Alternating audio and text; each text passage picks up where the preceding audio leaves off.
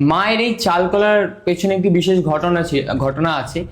মায়ের পুরোহিত মহলের পুণ্যলগ্নে মায়ের জন্য বাজার করতে যায়। এবার বাজার করতে গিয়ে দেখে একটা ছোট্ট 5 বছরের বাচ্চা মেয়ে পুরো মা কালীর মতন সেজে সবার কাছে ভিক্ষা চায়।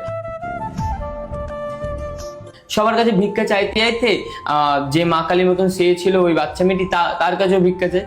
তখন পুরোহিতকে বলতে যে কিছু টাকা তো আমি চাল কলা কিনে খাবো, পুরোহিত তখন তাকে ধাক্কা মেরে ফেলে দেয়। ফেলে দিয়ে বলে যা কাজ করিয়ে খা। তখন বাচ্চা মেয়েটিও গা ঝাড়া দিয়ে বলে আমি যদি কাজই পেতাম তো তোর কাছে ভিক্ষা যেতে আসতাম।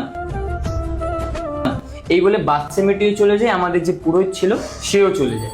এবার মায়ের প্রতিটি অমাবস্যা অন্ধকারে পুজো হয়, মানে কোনো রকম লাইটের জিনিস জ্বলে না, কেবল ঘিয়ের প্রদীপ জ্বলে। তো ওই দিন মহালয়ের অমাবস্যা, অন্ধকারে পুজো হচ্ছে।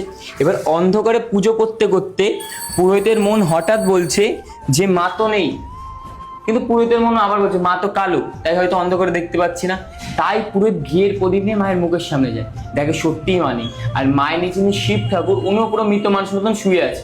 এই দেখে পুরোহিত থমকে যায়। থমকে আবার কিছুক্ষণ পরেই পুরোহিতের পেছন থেকে ছুম ছুম করে নুপুরের আওয়াজ হয়, আর ধাপ করে শিবের বুকের উপর একজনের ডান পা পড়ে। আর যেই বাচ্চা মেয়েটাকে ধাক্কা মেরে ফেলে দিয়েছিল সেই বাচ্চা মেয়ের মুখ ওই অন্ধকার থেকে বেরিয়ে আসে। আর মা তখন মানুষের কণ্ঠে বলে দে চাল কলে দিবি না আমায়।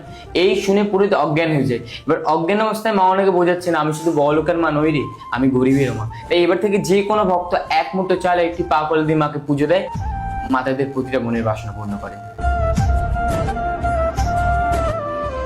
আমি মায়ের কাছে আসি প্রথম সুপিয়া স্ট্রিটে। আমার হাজবেন্ডের কোনো কাজ ছিল না, আমি মনে মনে বলেছিলাম কোনো কাজ পেলে আমি তোমার কাছে এসে পুজো দিয়ে যাবো, সোনার টিপ দিয়ে পুজো দেবো। আর তো পরপর 3 বার আসে, চারবার আসে, 4বারের বেলাতেই কাজ পেয়ে যায়। ভালো চাকরি করছে এখন। সেই জন্য মায়ের কাছে এসে আমি আমার মানত যেটা ছিল, মনের বাসনা সেটা হয়েছে, আমি পুজো দিয়ে গেলাম, সোনার টিপ দিয়ে গেলাম, পুজো দিয়ে গেলাম।